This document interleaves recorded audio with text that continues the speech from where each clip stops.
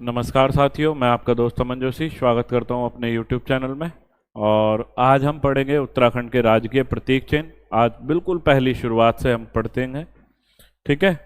तो सबसे पहला जो हमारा टॉपिक होगा वो होगा उत्तराखंड का राजकीय प्रतीक चिन्ह, ठीक। राजकीय प्रतीक चिन्हों का निर्धारण जो है वो 2001 में हुआ था। क्लियर, 2001 में हुआ है। हमारे यहाँ राजकीय प्रतीक चिन्हों में जो सबसे पहला राजकीय प्रतीक चिन्ह हम अगर पढ़ेंगे तो वो होगा कस्तूरी मृग, ठीक। यहाँ आप सिंबल में देख भी सकते हैं, इमेज में देख सकते हैं कि कस्तूरी मृग किस प्रकार का दिखाई पड़ता है। इसका जो वैज्ञानिक नाम है वो है मास्कस काइसोगास्टर, ठीक है, जो कि पेपर में काफ़ी बार आया है कि कस्तूरी मृग का वैज्ञानिक नाम क्या है, मास्कस काइसोगास्टर। अच्छा, उपनाम क्या है इसका? हिमालयन मस्क डियर, ठीक है। क्या नाम है इसका? Himalayan musk deer. नंबर 3, कितनी ऊंचाई पर मिलता है? तो 3600 से 4400 मीटर की ऊंचाई पर जो है आपका कस्तूरी मृग मिलता है, ठीक। उत्तराखंड में इसकी कितनी प्रजातियां हैं? तो 4 जातियां हैं कस्तूरी मृग की। अच्छा, किस कुल का पौधा है? तो अंगुलोटा कुल का पौधा है आपका कस्तूरी मृग। और कौन से परिवार का है? तो मौसिडे परिवार का सदस्य है। नेक्स्ट बात करेंगे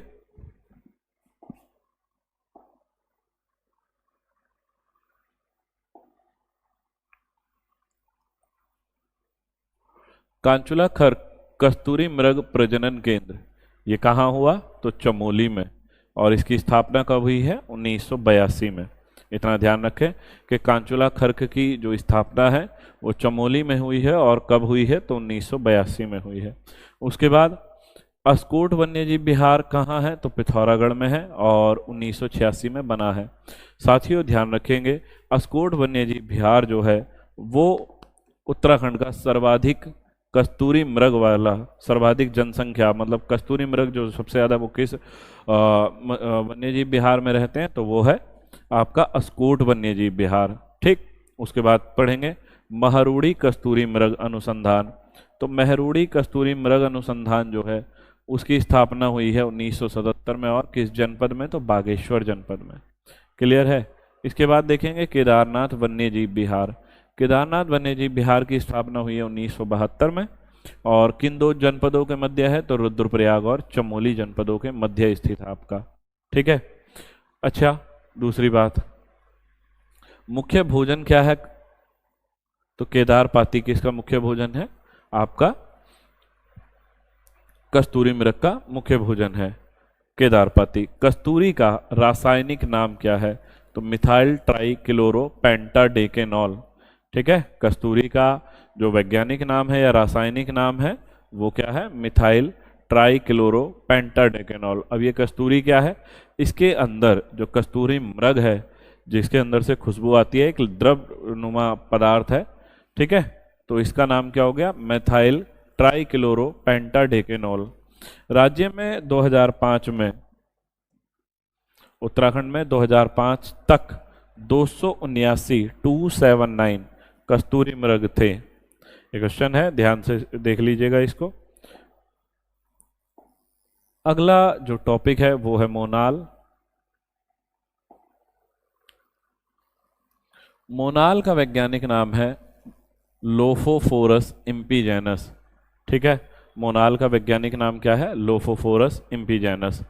मोनाल का उपनाम क्या है? तो हिमालयन मयूर है इसका उपनाम। नंबर 3, ऊंचाई कितनी पे मिलेगा? तो 2500 से 5000 मीटर की ऊंचाई पे मिलेगा मोनाल। नेक्स्ट ध्यान रखेंगे, प्रजातियां कितनी है इसकी? तो 4 प्रजाति मिलती हैं आपको मोनाल की। प्रिय भोजन मोनाल का आलू और कस्तूरी मृग का केदारपाती। एक और चीज ध्यान रख सकते हैं, किरात जाति का मुख्य भोजन सत्तू। तो यहाँ आपको 3 प्रश्न पढ़ने को मिल जाएंगे कि मोनाल का प्रिय भोजन क्या है? आलू। और केदारपाती किसका है? तो कस्तूरी मृग का है। और किरातों का मुख्य भोजन क्या है? तो सत्तू है। इतना समझ में आ गया। सर्वाधिक मात्रा में मोनाल कहाँ से मिलेंगे? तो केदार घाटी से मिलेंगे। और मोनाल का संरक्षण कब हुआ है? तो 1972 में हुआ है, ठीक है। उसके बाद मोनाल को अलग अलग स्थानों पर किस नामों से जाना गया है वो थोड़ा सा पढ़ेंगे कि मोनाल को अलग अलग स्थानों पर नाम, हिमाचल में नीले गुरु, ठीक है, हिमाचल में नीले गुरु, जम्मू कश्मीर में सुनाल, नेपाल में डंगन और भूटान में बुप और सिक्किम में चामदोंग। ठीक, दोबारा से देख लेंगे एक बार कि हिमाचल प्रदेश में नीले गुरु, जम्मू कश्मीर में सुनाल, नेपाल में डंगन, भूटान में बुप और सिक्किम में चामदोंग। ये 5 नाम आप पढ़ लीजिए। इसके बाद राजकीय वृक्ष बुरांस। बुरांस का पेड़ इस टाइप का आपका दिखाई दे जाएगा, ठीक है। तो बुरांस जो है, बुरांस का वैज्ञानिक नाम क्या है? Rhododendron arboreum. मैं अभी इसको याद करने की ट्रिक भी करवाऊंगा, वो भी देख लेंगे, ठीक है। ऊंचाई है 1500 से 4000 मीटर। संरक्षण हुआ है इसका 1974 में। और किस कुल का पौधा है? तो एरिकेसई कुल का पौधा मिलेगा आपका बुरांस का। फूल खिलने का समय है इसका फरवरी से अप्रैल। बड़ा ध्यान से रखेंगे कि बुरांस का जो फूल खिलने का समय है वो है फरवरी से अप्रैल, जबकि फूलों की घाटी में फूल खिलने का समय है जुलाई से अक्टूबर। ठीक, इतना याद हो गया। प्रजाति कितनी है बुरांस की? तो 87 प्रजाति हैं पूरे भारत में। अगला क्वेश्चन जो बनेगा वो ये है कि हिमाचल में बुरांस को या अलग अलग स्थानों पे किस नाम से जाना जाएगा? तो हिमाचल में बुरांसो, मेघालय में तिनचौ और कन्नड़ में बिल्ली, इसको कहा जाता है। ध्यान से देखेंगे। इससे पहले हम अभी मोनाल के भी पढ़ चुके हैं नाम, जबकि हिमाचल प्रदेश में बुरांस को बुरांसो, मेघालय में बुरांस को तिनचौ और कन्नड़ में बिल्ली कहेंगे। अगला हेडिंग होगा हमारा 4th नंबर पे, राजकीय पुष्प ब्रह्म कमल। ब्रह्म कमल का पौधा कुछ इस तरीके का होगा। अपने इमेज जो है उसको दिमाग में रखना है कि किस टाइप का या किस तरीके का, किस प्रकार का आपको दिखाई पड़ता है। तो राजकीय पुष्प ब्रह्म कमल, वैज्ञानिक नाम है सुसूरिया अववलेटा और स्थानीय नाम है कोलपदम। महाभारत में नाम है सुगंधित पुष्प, ठीक है। ध्यान से देखें, वैज्ञानिक नाम सुसूरिया अववलेटा और स्थानीय नाम कोलपद्म, महाभारत में नाम सुगंधित पुष्प। महाभारत के भी अगर पर्व पूछ ले तो वन पर्व के अंदर, ठीक है। आगे, ऊंचाई कितनी है इसकी? 4800 से 6000 मीटर। इतनी बात ध्यान रखेंगे, ऊंचाई कितनी है? तो 4800 से 6000 मीटर। उत्तराखंड में ब्रह्मकमल की कितनी प्रजातियां हैं? 24 और पूरे विश्व में 210। हो गया। आगे, ब्रह्मकमल को हिमालयी पुष्पों का सम्राट कहा जाता है और इसके फूल खिलने का समय क्या है? तो जुलाई से सितंबर। सही है। ब्रह्मकमल के फूल खिलने का समय है जुलाई से सितंबर, लेकिन अगर मैं कहूं बुरांस के फूल खिलने का समय, तो अभी आपने ऊपर पढ़ा बुरांस के फूल खिलने का समय है फरवरी से अप्रैल और फूलों की घाटी में फूल खिलने का समय जुलाई से अक्टूबर। आज पहला चैप्टर करा रहा हूं। ब्रह्मकमल के अलग अलग स्थानीय नाम क्या होंगे तो वो थोड़ा सा देख लीजिएगा। जम्मू कश्मीर में गलगल, हिमाचल में दूधा फल और नेपाल में टोप गोला, ठीक है। जम्मू कश्मीर में गलगल, हिमाचल में दूधा फल, नेपाल में टोप गोला। इतना याद हो जाएगा। चलें आगे। राजकीय तितली, हमारी राजकीय तितली क्या है? तो कॉमन पिकॉक जो है, बड़ी सुंदर सी दिखाई पड़ती है। राजकीय तितली कॉमन पिकॉक। इसका वैज्ञानिक नाम है पापिलियो वाइनर।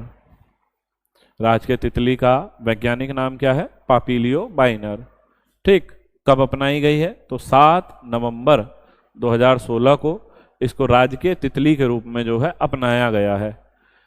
किस पेड़ पर अंडे देती है? तो टिमरू के पेड़ पर अंडे देती है। टिमरू वही जिसका हमारे यहाँ पे उत्तराखंड में मच्छ मौड़ मेले में काम आया करता है। टिमरू का वैज्ञानिक नाम क्या है? जैंथोजाइलम एंथोपोडियम, ठीक है। टिमरू का वानस्पतिक नाम क्या है या वैज्ञानिक नाम? जैंथोजाइलम एंथोपोडियम। अच्छा, जीवन काल कितना है इसका? तो 30 से 45 दिन। जो हमारी राजकीय तितली है वो केवल 30 से 45 दिन तक ही जीवित रह पाती है। इसके बाद भारत की सबसे बड़ी तितली, देखें भारत की सबसे बड़ी तितली क्या नाम है उसका? ट्रोइडेस। कहाँ मिलेगी? तो डीडी हाट पिथौरागढ़ जनपद में मिली। इस तितली को गोल्डन वर्ड विंग कहा जाता है। इतनी बात समझ में आ गई कि भारत की सबसे बड़ी तितली का नाम क्या है? ट्रोइडेस, जो कि इस तितली को क्या और कहा जा रहा है? तो गोल्डन वर्ड विंग इसको कहा जा रहा है। 1996 में, बहुत अच्छा क्वेश्चन है, 1996 में लिम्का बुक ने कॉमन पिकॉक को भारत की सबसे सुंदर तितली का खिताब दिया था। तो जो आपकी उत्तराखंड की जो तितली है, राजकीय तितली, जिसका नाम कॉमन पिकॉक है और वानस्पतिक नाम या वैज्ञानिक नाम पापिलियो वाइनर है, वो जो है 1996 में लिम्का बुक की किताब में भारत की सबसे सुंदर तितली होने का खिताब जीत चुकी है। 2016 में देहरादून के, ध्यान से देखें, 2016 में देहरादून के लच्छीवाला में बटरफ्लाई पार्क खोला गया है। इतनी बात समझ में आ गई हो? तो आगे चलें।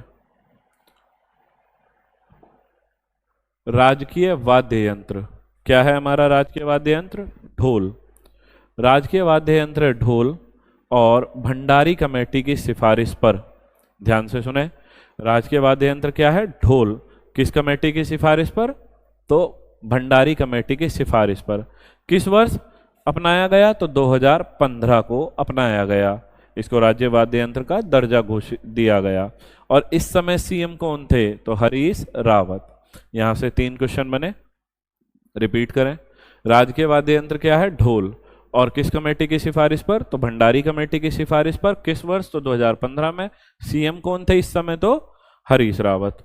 अच्छा, ढोल से कितने तरीके की ताल बजाई जाएंगी? तो 22 तरह की ताल बजाई जा सकती हैं। मांगलिक कार्य शुरू करने से पहले कौन सी ताल बजाई जाएगी? बढ़े ताल। नेक्स्ट, ढोल सागर के ज्ञाता कौन है? बहुत अच्छा क्वेश्चन है। ढोल सागर के ज्ञाता कौन है? उत्तम दास। कहाँ के रहने वाले हैं? तो टिहरी के रहने वाले हैं। नेक्स्ट क्वेश्चन है राजकीय खेल। तो राजकीय खेल हमारा क्या है? फुटबॉल। किस वर्ष अपनाया गया है? तो 2011 में अपनाया गया है। अर्थात 2011 में फुटबॉल को राजकीय खेल का दर्जा दिया गया है। द्वितीय राजभाषा कौन है हमारी? द्वितीय राजभाषा कौन सी भाषा है? तो संस्कृत जो है वो द्वितीय राजभाषा है। और कब अपनाई गई है? तो जनवरी 2010 को अपनाई गई है। अगला क्वेश्चन है,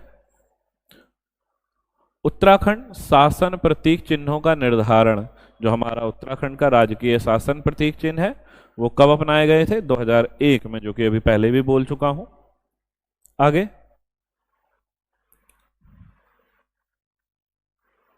नेक्स्ट क्वेश्चन है, ध्यान से देखेंगे, और लास्ट हेडिंग है, उत्तराखंड का राज्य प्रतीक चिन्ह, वो हमारा इस तरीके का राज्य प्रतीक चिन्ह है। इस राज्य के प्रतीक चिन्ह के लिए ही आप तैयारी कर रहे हो। कौन सी? जैसे पुलिस कांस्टेबल, एसआई, यही के नीचे जो है, यह इस सिंबल को जो है आपने प्रदर्शित करना है, आपकी बेल्ट पे ये मिलेगा। तो उत्तराखंड का जो राजकीय चिन्ह है वो क्या है? राजकीय चिन्ह के सबसे नीचे नीले रंग में उत्तराखंड राज्य अंकित है। तो यहाँ पे देखिएगा नीले रंग में उत्तराखंड राज्य अंकित है। नंबर 2 पॉइंट, राजकीय जो चिन्ह है उसका आकृति कैसी है? हीरे की आकृति है या समचतुर्भुज आकार का है आपका उत्तराखंड राज्य प्रतीक चिन्ह।